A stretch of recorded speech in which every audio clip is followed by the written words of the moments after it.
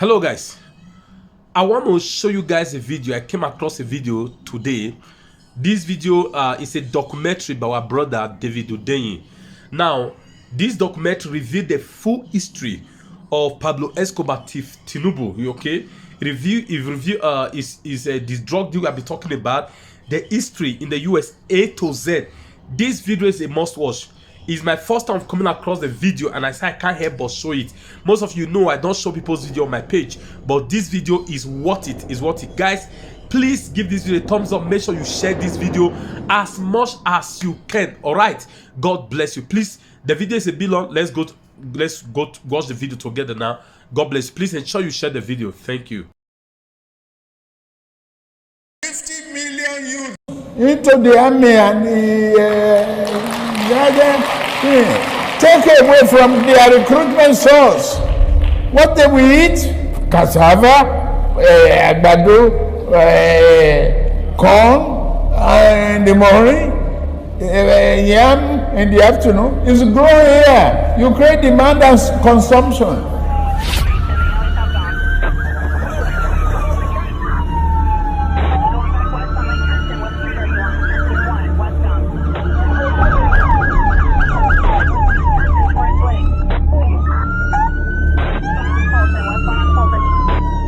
On October 11, 1990, federal agents from the U.S. Drug Enforcement Administration knocked on the front door of 460 Taft Place in the city of Gary, Indiana.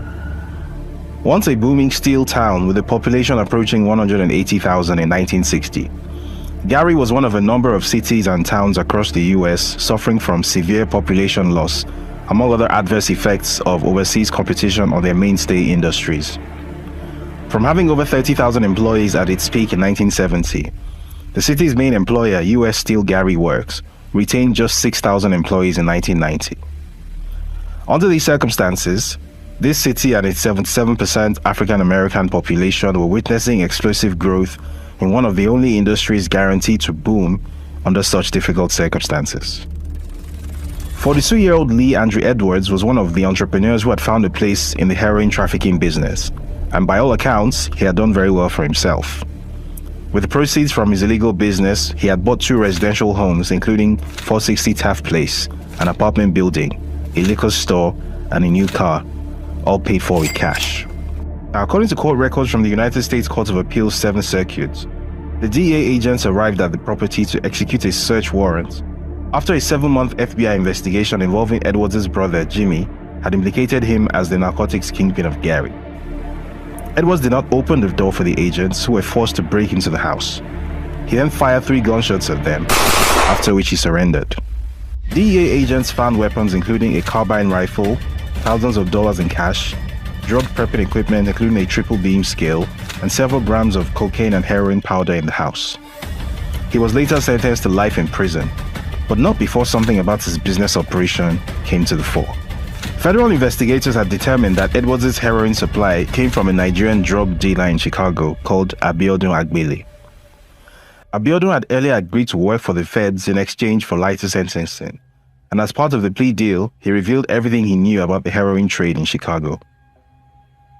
Located at the junction of 4 states with a combined population exceeding 27 million at the time, Chicago was a key trafficking hub in the American heroin trade, and as it turned out, the wholesale trade of an especially potent form of heroin from Southeast Asia in 1990 Chicago was controlled by Nigerian criminal gangs.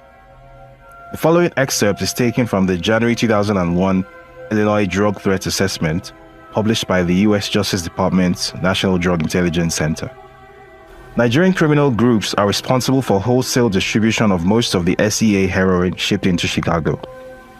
SEA heroin, which is 80 to 90% pure, is being sold by Nigerian traffickers for $80,000 to $110,000 per kilogram. Wholesalers in Chicago usually sell heroin without cutting it to minimize the handling of the product and their exposure to law enforcement. Now, Agbele himself was no criminal mastermind, however. As he testified under oath, that honor belonged to a man who went by the name of Adegboyega Muiz Akonde, who was apparently his uncle. Shortly after Agbele's arrival in the US, Akonde had taken him under his wing and showed him the ropes of wholesale heroin trafficking. When Akonde returned to Nigeria in mid-1990, Agbele was left in charge of selling regular heroin shipments from Nigeria to Lee Edwards and delivering the profits to his uncle. In the meantime, the Nigerian-led heroin trade in Chicago fed an addiction epidemic that became so bad that it changed local health and law enforcement practices. For the first time, providing addicts with free access to safe syringes and needles to ensure that they did not share them and possibly spread HIV became a core focus of public health policy. In other words, SEA heroin from Nigeria was so potent and addictive that public health policy in Chicago shifted away from trying to make heroin addicts stop using altogether to merely ensuring that they used safely. A notable organization that did such outreach work with heroin addicts was the Chicago Recovery Alliance. While researching this story, I reached out to its current executive director, John Werning, to get a sense of how the heroin epidemic changed law enforcement practices from the 1990s to date in Chicago. And his comments were very predictably grim.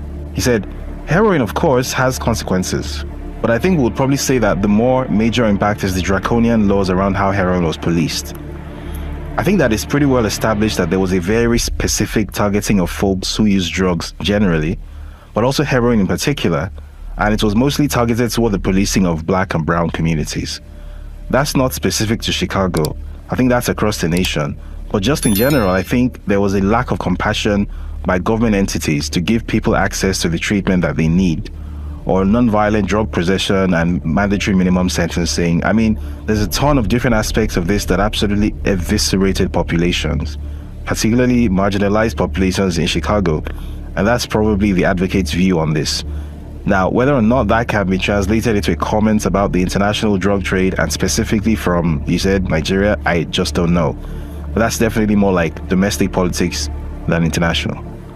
Now, while all of this is going on, there was an interesting subplot taking place in the background. An accountant living in the Chicago area who worked for Mobil Oil Nigeria with a declared monthly income of $2,400 had just deposited over $1.4 million in the bank. He had no known source of income apart from his day job, but he had become friends with Akonde and Agbele, discovering one key piece of information in the process: drug dealers need accountants too. Soon, he will find himself holding and wiring money on behalf of a Nigerian heroin gang in Chicago. Fast forward a little bit to January 1992, and he will find himself the subject of a US federal investigation. Fast forward a bit further in the same year, and he would successfully run for office in Nigeria as a senator for Lagos West. Then another politician, also said to have ties to international drug trafficking, would successfully run for president in Nigeria on a controversial all-Muslim ticket in 1993. The election will be annulled, the politician will be jailed, and ultimately another Nigerian military coup will take place in 1994. This accountant will find himself exiled and working with the National Democratic Coalition, NADECO, to unseat a kleptocrat military dictator. Then the dictator would unexpectedly drop dead one day in 1998, followed in quick succession by the jailed politician with the alleged drug links. This accountant would return to Nigeria a hero and successfully run for governor of Lagos in 1999. The kleptocrat dictator's erstwhile bagman, who helped launder over $4 billion, would become the accountant's new best friend, as an erstwhile Chicago drug gang's loader would start his new lifetime mission of capturing Africa's largest subnational economy and turning it into his personal fiefdom. A major political opponent of the accountant would end up strangled to death in his bedroom 10 months to an election which his chosen candidate would go on to win. Said opponent's son would subsequently be offered a cushy job working for that candidate. He would accept the offer. And if you're already struggling to follow this unlikely sequence of events, don't worry, it gets worse. A US district court would seem like an odd place to begin this story, but this is no ordinary story. The main character in this story is an individual whose entire existence is as puzzlingly mysterious as it is loud and public. For at least 30 years, Bola Ahmed Tinubu has been at or near the grinding phase of frontline politics in Nigeria. Yet the peak 1 inch below the surface reveals just how little is actually known about this man, who some say is Nigeria's president in waiting. First of all, there is the age controversy. How old is the man really? What is his real date of birth? Short answer, no one actually knows. Like many Nigerians born into the less than auspicious circumstances that characterized his childhood in Iradbeji in Osun State, southwestern Nigeria, he himself may not even know. Similar controversy exists around what his actual name is. A popular theory is that Bola Ahmed Tinubu is an identity that he transitioned into at some point after moving to Lagos to live with his surrogate mother, Alhaja Abibatu Mogaji. The only thing every version of his life story has in common is that for the first 2 decades or so, he was apparently invisible and unmemorable. There are no childhood friends, there are no classmates, there are no neighbors, there are no colleagues that remember him. Sometime in the mid-1970s, however, he somehow materialized at the international airport in Lagos, holding a passport with a US visa and a one-way ticket to Chicago in hand. From his arrival in Chicago in 1975, his story then becomes easier to track and verify. So what do we know about this guy? We know that he spent 2 years gaining an associate degree at Richard J. Daley College in Chicago. From there, he proceeded on to Chicago State University, where completing his bachelor's degree in 1979. Subsequently, his story appeared straightforward and prosaic. He got a job as an accountant at Mobil Oil Nigeria Limited in Fairfax, Virginia, got married to Oluremi, went on to have 3 kids with her, after 3 fruitful indiscretions, shall we say. In a 2016 interview with The News, Tinubu claimed that his break into the financial big time came at the Big Four consultancy firm Deloitte, where he supposedly received an $850,000 bonus as a result of his work on a single on-site engagement at the Saudi state-owned oil firm Saudi Aramco. Now, for anyone with even a passing knowledge of corporate consultancy pay, the categorical dishonesty in this claim needs no explanation. For everyone else, here is a current breakdown of the maximum possible amount that a partner, which is the highest attainable position, can realistically expect to earn at Deloitte USA. Bear in mind that the time period in question was sometime in the mid-1980s, so $850,000 adjusted for the roughly 2.74% annual inflation rate over the intervening 37 years comes to about $2.3 million in today's money. And even more incredibly, Tinubu claimed that he was awarded such a bonus and he was essentially less than 5 years into his career as an accountant, never mind making partner. Now, while the interview in question contains several other giant fibs, this particular one stands out because it is the first time in the Tinubu story where he himself acknowledges and tries to explain the fact that he once had a lot more money than a simple accountant working a 9-to-5 consultancy job could reasonably account for at that point in his career. And you should keep that in mind because this becomes more important later on in this story. Now, in any case, one doesn't need an economic study or a Glassdoor salary survey to establish that Tinubu was blatantly lying about where the supposed $1.8 million sitting in his account came from. A document whose existence has long been teased and rumored but never quite properly dissected in public domain tells us all that we need to know. This document, which was obtained from the U.S. District Court of the Northern District of Illinois Eastern Division, contains damning information that Tinubu himself has spent the past 30 years trying to suppress, undermine, and ignore. This document contains comprehensive case files of a federal case from July 1993 containing clear and incontrovertible evidence that Bola Ahmed Tinubu was once, in fact, a bagman handling and laundering proceeds of heroin trafficking for a Nigerian drug ring in Chicago. Now, this is not the first time that the contents of this document have been reported, but other stories that have tried to report this story have typically not gone into the detail needed to drive home the point that the man who would be Nigeria's next president is, in fact, a drug criminal. Tinubu's vast army of media shills and spokespeople have spun an endless web of narratives explaining why what is written in black and white is all some kind of mistake or mischaracterization or fake news. And one of the most common defenses is what you can see on your screen right now. Taking advantage of a Nigerian knowledge gap that typically misunderstands how US federal investigations work, this kind of narrative has been floating around the Nigerian media space ever since Tinubu became Lagos State Governor in 1999. Now, explaining the efficiency of indictments in the US, H. Michael Steinberg, founder of the Steinberg Colorado criminal defense law firm, says, "What are the chances for a not guilty verdict if a federally charged criminal defendant takes the case to trial?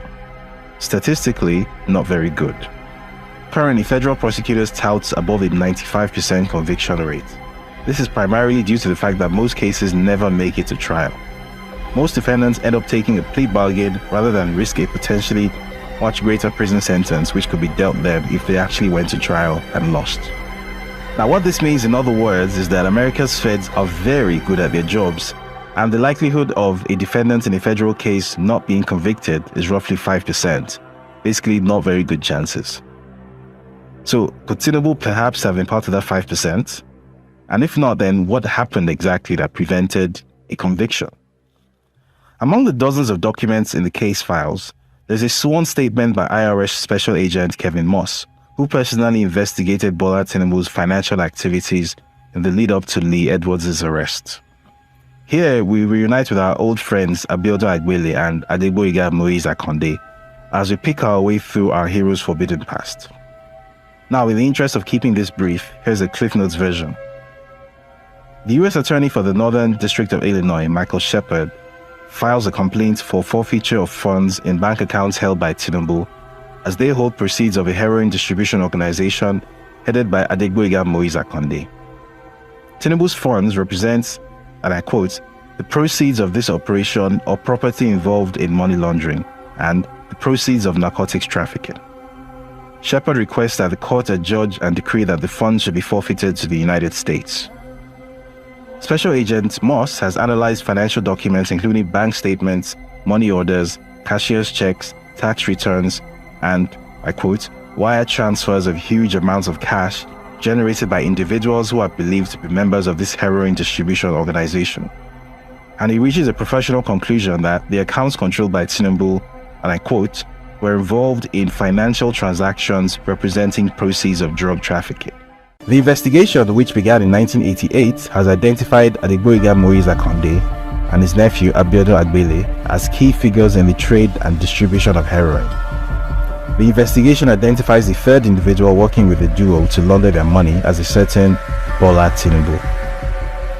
In December 1989, Akonde takes Tinubu to a First Heritage Bank to open an individual money account.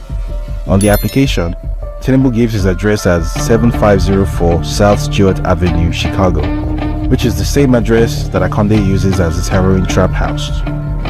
Special Agent Moss discovers that Mrs. Oluremi Tinubu has previously opened a joint account at the same bank with Audrey Akonde, wife of Adegboyega Moise Akonde. On January 4, 1990, just 5 days after opening the account, Tinubu deposits $80,000 into it. On a subsequent credit application dated January 6, 1990, Tinubu states that he is an employee of Mobil Oil Nigeria Limited with a total monthly salary of $2,400 and no other sources of income. He gives his address as 7504 South Stewart and lists Akonde as his cousin. Despite earning just $2,400 a month with no other known source of income, bank records from First Heritage Bank show that over the course of 1990 alone, Bola Tinubu goes on to deposit $661,000 into his individual money market account, followed by a further $1,216,500 in 1991. And if you're paying attention, that is roughly equal to the $1.8 million he would later claim he made from Deloitte bonuses and salary deposits. Now, when Special Agent Moss interviews Mobil Oil reps about Tinubu's employment, they confirm that Tinubu works at Mobil Oil Nigeria as a treasurer in a capacity that does not involve transfer or custody of large amounts of money. Moss also discovers that Tinubu has failed to file US income tax returns since 1984. On January 10, 1992, a court order is obtained to freeze some of Tinubu's bank accounts containing the suspected proceeds of heroin trafficking in excess of $1.4 million.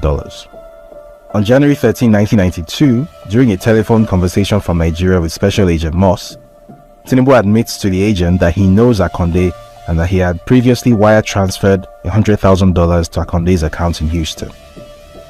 Further, Tinubu says that the $80,000 he deposited into the First Heritage Bank came from Akonde. Tinubu also reveals that he had additional bank accounts in Fairfax, Virginia and London, UK. Speaking over the telephone with Special Agent Moss on January 14, 1992, Tinubu admits that he knows Agbele and that he met him through Akonde.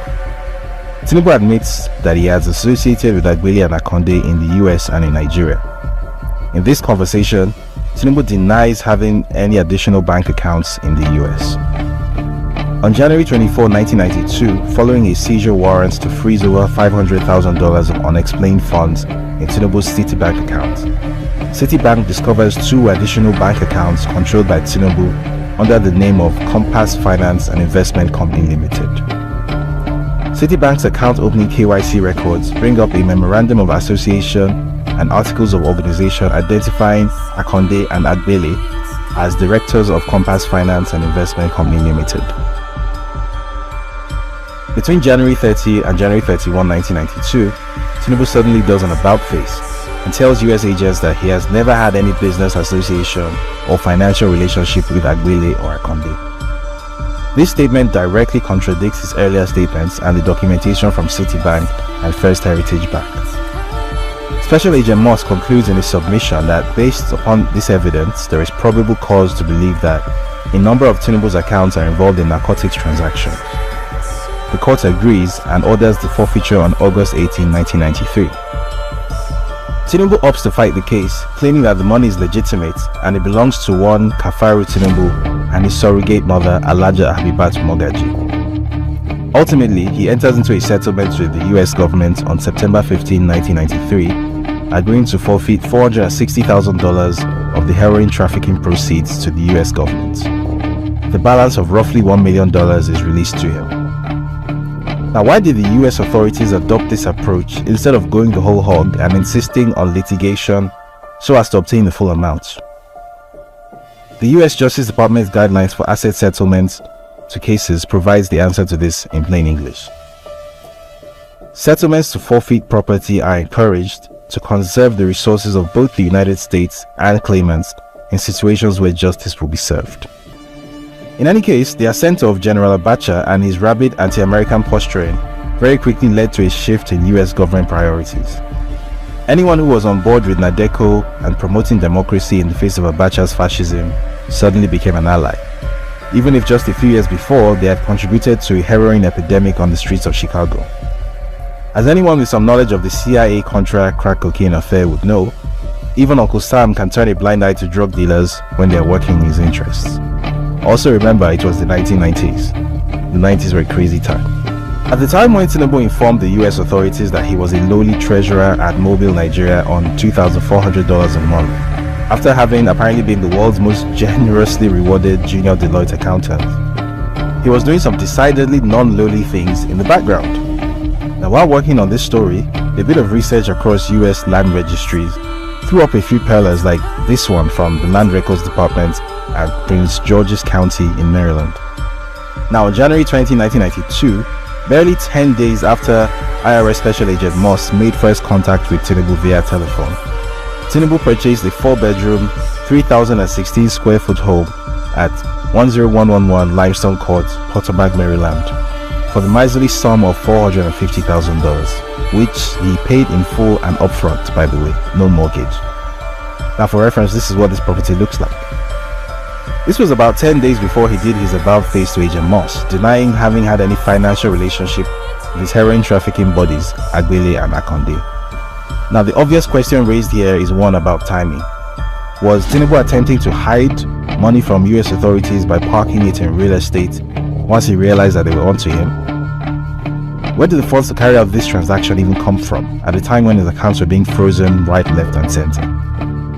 Now, more real estate record searches raise even more questions about several other parts of the known Tinubu story, including his self-characterization as a bedraggled hero of the democratic struggle and the Nadeco movement under General Sani Abacha. Now, in the interview mentioned earlier, he claimed that following Abacha's coup and his eventual exit from Nigeria, that he was forced to live almost like a pauper after the Nigerian government stripped him of all that he had. Describing his weary but triumphant return home from exile, he said, "I came home with 3 pairs of trousers and 3 jackets. Meanwhile, I had no Victoria Island home to return to. It had been taken over by Abacha. They dispossessed me of the house as well as my office on Saka Tinubu Street, my vehicles and everything else I owned. They claimed they found bombs in it and dispossessed me of it. I was totally cleaned out. I had only 5 shirts, the £2,000 and the jackets." And yet, the Prince George's County Land Records Department would beg to differ, because here was our tragic, impoverished hero of the Nadeco struggle, casually dropping the minor sum of $147,000 in 1995 for a 3-bedroom, 1,668 square foot home at 12625 Hillmead Station Drive, Prince George's County, Maryland. He would go on to trouser a tidy $13,000 in profit when he sold it on just 3 years later. He was at it again in 1997, putting down the modest sum of $491,465 on a 4,558 square foot property at 1708 Parkside Drive, Mitchellville, Maryland. Again, all cash, no mortgage. He'll go on to sell this property in December 2018 for $700,000. What is more, these weird transactions did not end in 1999 or stop with our hero and his wife.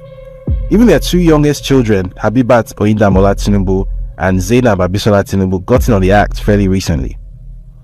Aged 32 and 30 respectively, 2 of the 3 youngest members of Bola Tinubu's family have managed to escape scrutiny, mostly because the Freedom of Information Act in Nigeria is still much more aspiration than fact.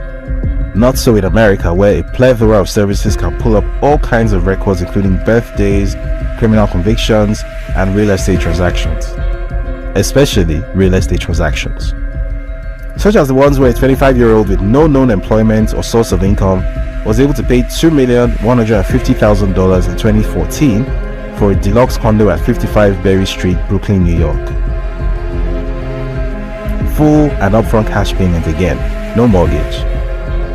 Or real estate transactions where the 25-year-old's 22-year-old sister, who was fresh out of music school with no known source of income, was able to pay $2,400,000 in cash to buy a deluxe apartment at 255 Hudson Street, New York, using the 1-inch thick fig leaf that was a company that she herself owned. It appears that Bola Tinubu's good fortune could be genetically transmitted. I mean, what are the odds that the only junior accountant in the world to earn an $850,000 bonus on a single engagement will turn out to have children who can buy luxury real estate in New York for millions of dollars while being unemployed with no known source of income? Not great chances, but here we are. Now, in the course of researching this story, a name that kept coming up repeatedly as a comparison to Nigeria's Teflon Asiwaju was a certain Moshood Kashimawo Olawale Abiola, MK Abiola. Now, when the Daily Beast took a stab at this story a few years ago, a tantalizing hint was mentioned in passing about an unimaginable parallel between 1993 and 2023. I reached out to everyone I could think of with some knowledge of the affair. Most declined to speak, citing some unspoken concerns. Only Professor Gary K. Bush, a notable African political risk analyst and one-time professor of African studies at the University of Hawaii, agreed to say his piece. His lengthy comments went as follows. The Nigerian military on the council were adamant that the Babangida government should never allow Abiola to run for office, and told President Babangida so during the aborted runoff primaries before the election. The basis for their concern about Abiola was the information and documentation being circulated in Washington, London, and Lagos of Abiola's alleged ties to the drugs business. The US in particular had expressed its strong opposition to IBB about the candidacy of Abiola as president, not because of his politics or allegations of corruption, but rather for the evidence they felt was correct about Abiola's alleged drugs connections. This issue was raised in the military council on 3 occasions, and Babangida was warned. He refused to take a decision until it was almost too late. US Ambassador Lannon Walker and the British consul visited IBB and warned him about Abiola, but Babangida differed, which made the impact worse as the polling had begun. When he finally decided to intervene and stop the election, he precipitated the crisis of June 12. His friends in the military supported him but felt let down by IBB's lack of decisiveness. While there was consternation in Nigeria about the ouster of Abiola, the major international partners of Nigeria were not upset or concerned because they knew what the reasons were for the development. So was the 1993 election annulled because of MK Abiola's alleged drug ties? Bola Tinubu, for one, would certainly hope not. Not only does he have very real and proven ties to the drug trade, in addition to explicitly positioning himself as the assumed successor to MKO as the political leader of Nigeria's Yoruba ethnic group, but he has also picked a fellow Muslim as a running mate ahead of next year's election. The only other electoral frontrunner in Nigeria's history to do that was, no prizes for guessing, that guy.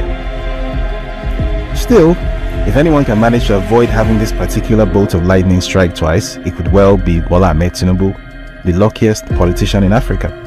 I mean, when he needed money to launch a political career in the 90s, he apparently had $1.8 million saved up from bonuses and salary payments as a junior accountant at Deloitte, which obviously was very handy. When his chosen successor as Lagos State Governor faced a near-certain electoral defeat in 2007, the more popular frontrunner coincidentally turned up dead inside his bedroom in Dolphin Estate, Ikoyi, one of the safest neighborhoods in Nigeria. He had been strangled to death. Naturally, the chosen successor then won the election, which was a happy coincidence. When he backed a candidate against the incumbent president in 2015, his good friend Gilbert Chaguri, the former kleptomaniac dictator's bagman, happened to have an excellent relationship with US Secretary of State Hillary Clinton. And she just happened to ignore recommendations from the State Department and the US intelligence services to proscribe Boko Haram as a foreign terrorist organization, which effectively allowed it to gain critical mass and make the then government of the day even more popular. Naturally, his candidate duly won the election. Very lucky guy. When a former business partner, Dapo Akpara, took him to court over financial impropriety and money laundering at Alpha Beta Consultants, which is basically his little straw into the Lagos State government's treasury, the court became the first court in the history of Lagos State to burn to ashes and have all its files destroyed. The case was never refiled and it's currently being settled out of court, which is, of course, absolutely coincidental and very regrettable. The 1990s were a crazy time, and the 2020s are even crazier.